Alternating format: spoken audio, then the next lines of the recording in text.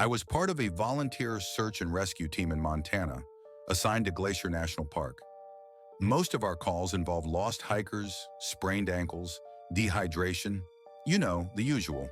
The forest can be cruel to the unprepared, but it rarely feels malicious. Until that one week in late October, a 10-year-old boy named Luke had gone missing while camping with his parents near a lesser-known trailhead. They claimed he was there 1 minute, throwing pine cones at a tree, and the next he was just gone. No sounds, no footsteps, just silence. We organized the search fast. I was in the first wave. On day one, we combed through the trail system, calling his name every few steps. Luke! Luke! No sign! Not even a dropped jacket or crushed branch. That's when we knew it was serious. It was cold, not freezing, but enough to worry about exposure. The kid had been wearing a thermal hoodie, but no heavy coat. Every hour that passed made things feel more desperate. On the second day, the dogs picked up a scent. We followed them deep into the forest, off trail, weaving through rocky terrain and down into a ravine. It ended in a dry creek bed. No footprints, no signs of struggle, just a pile of stacked stones about knee-high. We'd seen things like that before, cairns made by hikers, but something about this one felt fresh, like it hadn't been there the day before. Our team lead said it wasn't relevant. We moved on. But that night in base camp, one of the handlers swore she heard her dog growling at the edge of the woods. She went to check and found nothing. But the next morning, the dog refused to track, wouldn't move, just stared toward the tree line and whined. Day 3, I went out alone. I know that's not protocol, but I've been doing this for years.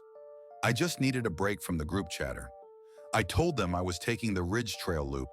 It was quiet, peaceful, the kind of quiet where you can hear your heartbeat if you stop walking. I was maybe an hour in when I heard it. A voice. Luke! I froze. It was distant, maybe 50 yards off trail. I couldn't tell the direction. It echoed weird, like it bounced between the trees too many times.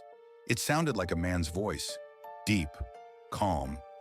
I called back, search and rescue, who's there? No reply. I waited, then heard it again. Luke? Exactly the same. No variation in tone, like someone playing back a recording. I started walking toward it, slowly. The terrain was rough, roots, rocks, fallen logs. And the deeper I went, the more wrong it felt. Like I was being led. And then I saw it. A hoodie, navy blue, caught on a low branch. I jogged over, heart pounding. It matched the description. Same brand, same size. I pulled it down and shouted, Luke? Are you here? And then I heard it right behind me. Luke! I spun around. No one. But something was off. The woods had gone silent. Not just quiet, dead silent. No birds, no wind. The trees didn't even feel like they were breathing anymore. That's when I saw the cairns. More of them. Dozens, just like the one we saw before. All perfectly stacked, about knee-high, circling me. I didn't wait. I ran. Didn't even try to find the trail. Just followed the slope until I hit an old ranger station from the 70s we sometimes used as a checkpoint. It was empty and locked, but I had a key. I stayed there until another volunteer team picked me up that evening. I told them I found the hoodie, but not about the voice. That night I couldn't sleep. My tent felt too thin, like whatever was in the woods had followed me back and was just watching, waiting. I kept hearing Luke in my dreams, but it wasn't a boy's voice. It wasn't anyone's voice, just a shape, wearing language. The official search lasted 2 weeks. They never found Luke. No body, no signs. His parents eventually left, shattered. The park marked it as a presumed accidental death by exposure. But I know better, because a year later, another boy went missing. Same area, same story. And when we started the search again, I was on the team. We were calling his name when someone in the group asked if we'd heard that. I asked, heard what? He said, I swear I just heard someone yell Luke's name. I said, the missing kid isn't named Luke.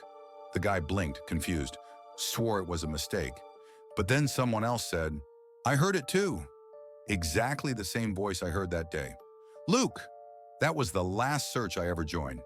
I quit the team, moved 2 states over. But every once in a while, when I walk alone, I swear I hear it again. A voice in the trees, always distant, always the same word. Luke,